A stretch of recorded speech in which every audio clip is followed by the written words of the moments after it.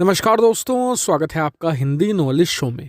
तो दोस्तों, आप सभी लोगों को पता ही होगा कि ये जितने भी ऑयल एक्सपोर्टिंग कंट्रीज़ हैं, जैसे कि रशिया हो गया, सऊदी अरब हो गया, तमाम अरब कंट्रीज़ हो गए, ईरान हो गया, ये सभी देश भारत का कितना शोषण करते हैं, भारत और चीन दोनों का ही। मतलब कि इन सभी देशों का दो ही इनकम सोर्स हैं, एक तो भारत से और एक है चीन से। दोनों को खूब तेल बेचकर खूब मोटा पैसा मुनाफा कमाते हैं और अपने रूल होते हैं इनके। जी हाँ, इस खेल के तेल के जितना भी खेल है, इसमें बैटिंग भी इनकी है, बॉलिंग भी इनकी है, फील्डिंग भी इनकी है और इनके रूल भी खुद के ही हैं। ये जो करना चाहे वो कर सकते हैं। भारत और चीन को इनकी लाइन पर चलना पड़ता है और ये इस हद तक शोषण करते हैं कि जब मैं आपको बताऊंगा तो आप माथा पकड़ लेंगे। कैसे? ये लोग भारत पर, खास करके चीन पर, दो देशों पर एक स्पेशल टैक्स लगाते हैं तेल बेचने को लेकर।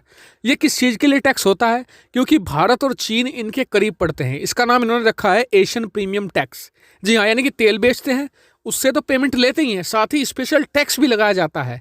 क्यों? सिर्फ ये बेहुदा कारण है कि भारत और चीन सऊदी अरब के और इन ओपेक देशों के करीब पड़ते हैं, बस ये कारण है। सऊदी भी लगाता है, ईरान भी लगाता है, जितने भी ओपेक कंट्रीज हैं सभी के सभी लगाते हैं। ऐसे में भारत को पाना था इनसे छुटकारा, और छुटकारे का एक ही रास्ता था कि हम सभी इलेक्ट्रिक वाहन यूज़ करना शुरू कर दें। लेकिन ये भी एक सोल्यूशन नहीं था, ये और मुसीबत थी।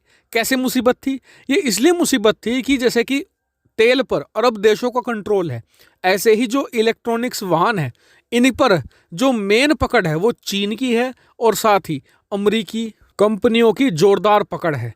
यानी कि भविष्य भी भारत के हाथ में नहीं है। ऐसे में भारत को कुछ ऐसा करना था जिससे कि ये कंट्रोल है किसी भी तरीके से भारत के हाथ में आ जाए, और भारत ने कर दिखाया है इजराइल के साथ मिलकर। दरअसल आप सभी लोगों को पता होगा कि जो इलेक्ट्रॉनिक वाहन होते हैं ये बहुत महंगे होते हैं। कारण क्या है? लिथियम आयन बैटरी इनमें लगी होती है, वो बहुत ज़्यादा महंगी होती है और काफ़ी हैवी भी होती है।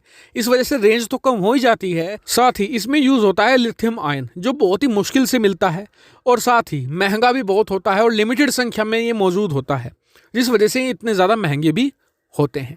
तो इसका तोड़ कुछ निकालना था भारत को, और भारत ने इजराइल के साथ मिलकर ये तोड़ निकाल लिया है। भारत और इजराइल ने एक नई तरह की बैटरी निकाली, इसका नाम है एल्यूमिनियम एयर बैटरी। और चूंकि इसमें इस्तेमाल होगा एल्यूमिनियम, तो आपको पता है एक तो सस्ता होगा, मजबूत होगा और साथ ही ये सर्दियों में भी टिक सकेगा, क्योंकि लिथियम आयन बैटरी होती है जो आपके हमारे फ़ोन में भी होती है, वो लिथियम आयन ही होती है। आपने देखा होगा कि सर्दियों में कभी कभी आपकी बैटरी अचानक से ख़त्म हो जाती है, तो उसका कारण लिथियम आयन इतना अच्छा नहीं होता सर्दियों में। ये सर्दियों के वाहनों के लिए भी बहुत अच्छा होगा और इसका इस्तेमाल बड़े स्तर पर भी किया जा सकेगा और बहुत सस्ते में मिल जाया करेगा, क्योंकि एल्यूमिनियम तो हमारे पास काफ़ी उपलब्ध है। और इसका जो ट्रायल है वो भारत की महिंद्रा कंपनी के एक वाहन में शुरू भी कर दिया गया है।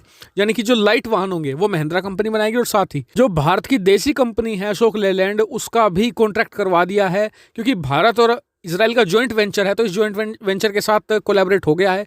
अब क्या होगा कि जो हैवी व्हीकल्स होंगे आने वाले समय में, जैसे कि ट्रक होगा, बसें होंगी, वो अशोक लेलैंड बनाएगा और इससे भारत को बहुत बेनिफिट होगा, क्योंकि एक तो घरेलू मार्केट पर भारत का खुद का कब्जा होगा। ऐसा नहीं कि किसी दूसरे देश की चाइनीज कंपनी आकर जिस तरीके से हमारे स्मार्टफोन मार्केट पर कब्जा कर जमाए बैठी है, कल को हमारे जो ऑटोमोबाइल इंडस्ट्री है उसे ना तबाह कर दे चाइनीज कंपनियां। इसलिए इसका बनना बहुत महत्वपूर्ण है और भारत को आने वाले समय में दुनिया भर के ऑटोमोबाइल मार्केट पर कब्जा जमाने में भी बहुत आसानी होगी, क्योंकि इसकी मदद से एक तो सस्ता होगा लिथियम आयन के मुकाबले, इसके अलावा जो दूसरे टेक्नोलॉजी है सबके मुकाबले सस्ता है। भारत चीन के मार्केट में, अमेरिकी मार्केट में, यूरोप मार्केट में घुस जाएगा, क्योंकि आज की तारीख में इजराइल के पास कोई बड़ी ऑटोमोबाइल कंपनी तो है नहीं, वो अपनी छोटी मोटी कंपनियां चला लेगा, लेकिन भारत को बेनिफिट मिल जाएगा। भारत के पास महिंद्रा जैसे एक बड़ी कंपनी है, अशोक लेलैंड है जैसे मैंने आपको बताया।